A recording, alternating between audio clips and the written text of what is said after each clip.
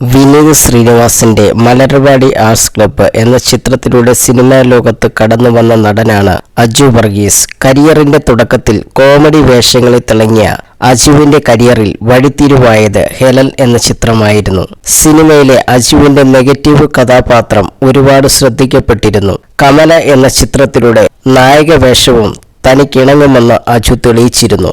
നടന്റെ വരാനിരിക്കുന്ന ഏറ്റവും പുതിയ ചിത്രമാണ് പടക്കുതിര. സുരാജ് വെഞ്ഞാറമൂട്, സിജ റോസ് എന്നിവരും ഒന്നിക്കുന്ന ഈ സിനിമയിൽ നടൻ രഞ്ജി പണിക്കരും ഒരു പ്രധാന വേഷത്തിൽ എത്തുന്നുണ്ട്. ഒറിജിനൽസ് എന്റർടൈൻമെന്റ്സിന് നൽകിയ അഭിമുഖത്തിൽ രഞ്ജി പണിക്കരെ കുറിച്ച് സംസാരിക്കുകയാണ് അജു വർഗീസ്. എനിക്ക് രഞ്ജിയേട്ടന്റെ ഏറ്റവും ഇഷ്ടമുള്ള ഡയലോഗ് ഏതാണെന്ന് ചോദിച്ചാൽ അത് ദി കിങ് സിനിമയിലെ ഡയലോഗാണ്. എന്റെ എക്കാലത്തെയും പ്രിയപ്പെട്ട രഞ്ജി പണിക്കർ ചിത്രമാണ് അത്. അദ്ദേഹത്തിന്റെ എല്ലാ സിനിമകളും ഞാൻ കാണാറുണ്ട്. എനിക്ക് രഞ്ജിയേട്ടന്റെ സിനിമകളിൽ ഏറ്റവും കൗതുകം തോന്നിയ ഒരു കാര്യമുണ്ട്. സാറിന്റെ സിനിമകളിൽ പാട്ടില്ല എന്നതാണ് ആ കാര്യം. പാട്ടുള്ള സിനിമകൾ വളരെ കുറവാണ്. ദി കിങ് സിനിമയിൽ പാട്ടുണ്ടോ? കമ്മീഷണർ സിനിമയിലും പാട്ടില്ല.